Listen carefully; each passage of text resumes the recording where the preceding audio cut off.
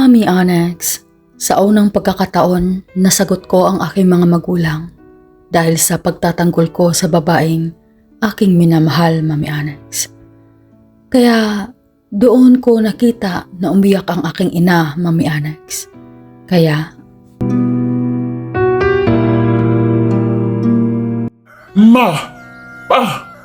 Wala akong pakialam kung ano mang sinasabi ng mga tao dyan sa labas.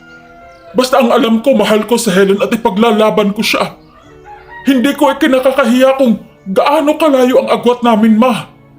Gusto kong kilalanin niyo muna siya bago niyo siya husgahan. Alam kong kasalanan ko, Ma, dahil hindi ko siya agad pinakilala sa inyo. Pero Ma, nasa tamang edad na ako. Huwag niyo na akong pakialaman. sinisigaw-sigawan mo na ako? Ha? Bakit ka ganyan naman nanalita sa amin ng papa mo? Hindi ka namin ganyan pinapalaki. Nakilala mo lang ang babaeng iyan, ganyan ka naman nanalita sa amin? Hindi ka na nakikinig kung ano ang tama at mali para sa iyo? Hindi porke, Mark, na meron ka ng sariling trabaho. Isa ka ng professional na tao. Hindi porke meron ka ng sariling kita at pwede ka nang mamuhay na mag-isa at malayang mamili kung sinong gusto mo. Wala ka pa rin karapatan na sagot-sagutin mo kami ng papa mo. Ha? Mark! Sumusobra ka na, Mark.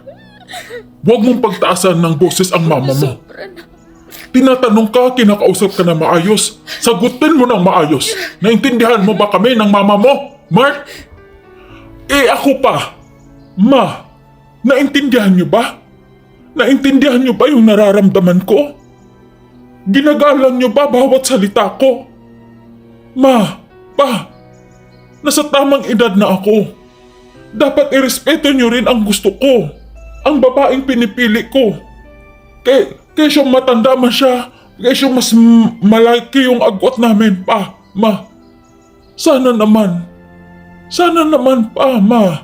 Matutunan niyo rin irespeto kung ano yung gusto ko o pinili ko para sa aking buhay.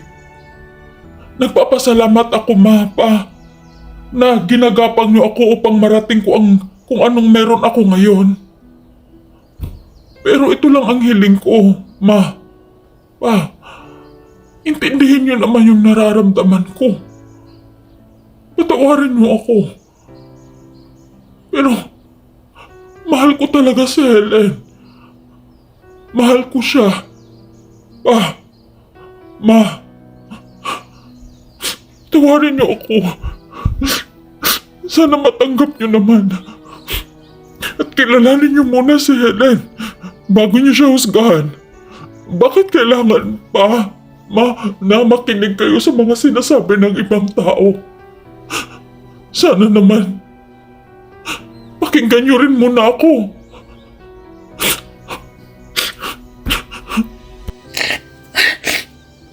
Bahala ka na. Bahala ka na, Mark, kung ano yung gusto mo. Basta kami ng papa mo ay hindi nagkukulang sa pagpapaalala sa'yo. Gawin mong lahat kung anong gusto mo. Hindi na kami makikialam. Kasi di ba, sabi mo, may sarili ka ng desisyon at malaki ka na, oo, malaki ka na. Kaya hindi mo na kami kailangan ng paparasti mo. Sige na. Ma, naman. Halika na, Rusty. Hayaan mo na yan siya. Hindi na tayo makikialam. Pa, naman. Halika na, sabi, Rusty. Halika na dito. Pabayaan mo na yung anak mo. Bumaba na si Mama at saka si Papa. Kailangan kong pag-isipan ng lahat ng ito. Nasaktan ko ng magulang ko.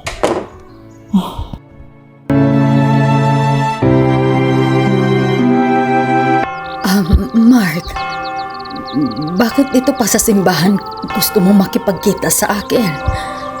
Ano bang problema? May nangyari ba? Bakit parang Bernie Santo yung mukha mo? Anong problema? Okay ka lang ba? May sakit ka ba? Helen, Kailangan na nating magpakilala sa ating pamilya. Kailangan mo na akong ipakilala sa pamilya mo.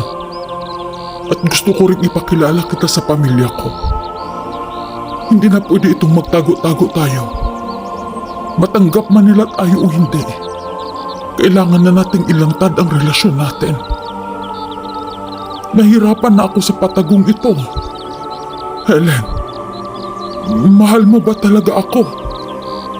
Kasi tinatago mo ang relasyon natin.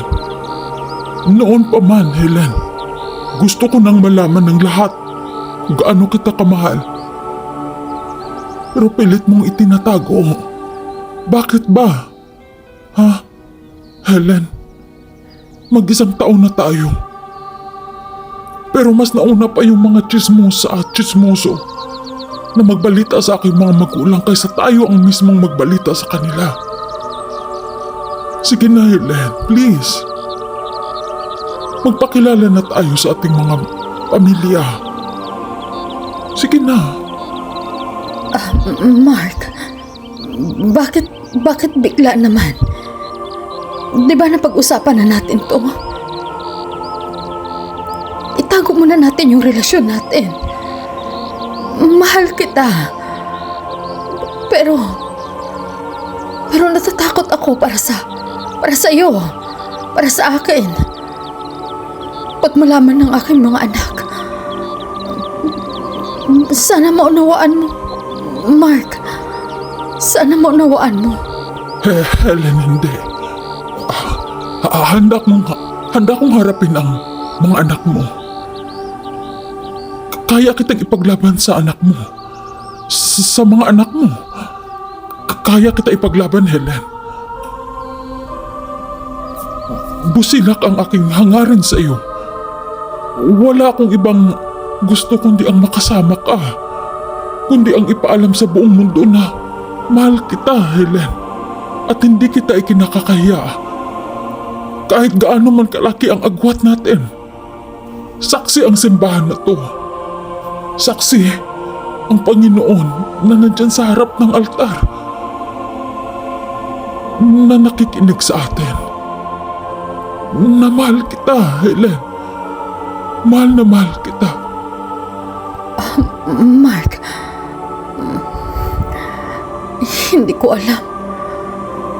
Hindi ko alam kung anong isagot ko sa'yo. Pero, kung yan ang gusto mo, sige. Sige. Pupunta tayo sa bahay. Nandoon ang mga anak ko. Sige. Tara. Mark, salamat dahil tunay mo nga akong mahal. Sige, tara. Salamat, Helen. Dahil sa wakas nakikita mo na ang totoo kong pagmamahal. Hindi ako natatakot, Helen, na ipakilala kita sa buong mundo. At hindi ako natatakot na harapin ang mga anak mo. Mahal na mahal kita. Saksi ang Diyos, Helen. Saksi ang Diyos. Sa tunay kong hangarin sa iyo. Mahal kita, Helen. Mahal kita. Mahal din kita, Mark. Mahal din kita. Helen.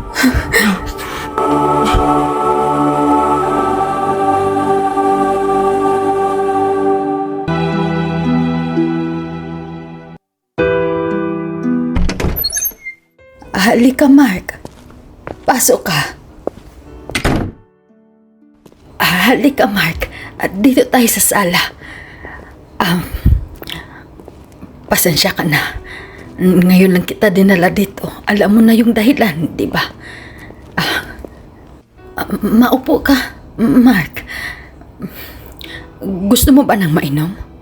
Wag na. Dito ka na lang. Maupo ka din. Katatapos lang naman nating kumain, di ba? Hindi ako nauhaw. Mas gusto ko nang makilala yung mga anak mo. O sige. Pupuntahan ko sila. Dito ka lang, ha? Ma! Sino yung lalaking kasama mo? Dinala mo pa dito sa bahay? Sasabihin ko to kay Kuya. Kuya! Kuya? Kuya Dexter? Labas ka nga dyan. Tingnan mo kung sino yung dala ng mama natin. Totoo pala yung mga balita. Totoo pala yung mga chismis sa labas. Ikaw talaga lalaki ka. Hinuhututan mo yung mama ko, no? Sheila. Bakit ka ba ganyan? Malinis ang hangarin ko sa iyong ina. Wala akong ibang intensyon kundi ang mahalin siya. Kundi ang makasama siya sa buhay ko. Kundi ang irespeto ang iyong ina. Yun lang naman ang hangarin ko at wala nang iba. Wow! Bravo! Ang galing mo talagang umarte sa harap ng aking ina, no? Ano ba trabaho mo? Gay bar? Nasa bar? Taga-selby ng mga matrona? Maganos dili ka nga. Mahiya ka sa balat mo. At hindi ka nababagay sa aking ina. Kaya, pwede ba? Pwede ba? Umalis ka na? Hindi. Hindi siya aalis. Huwag kang bastos.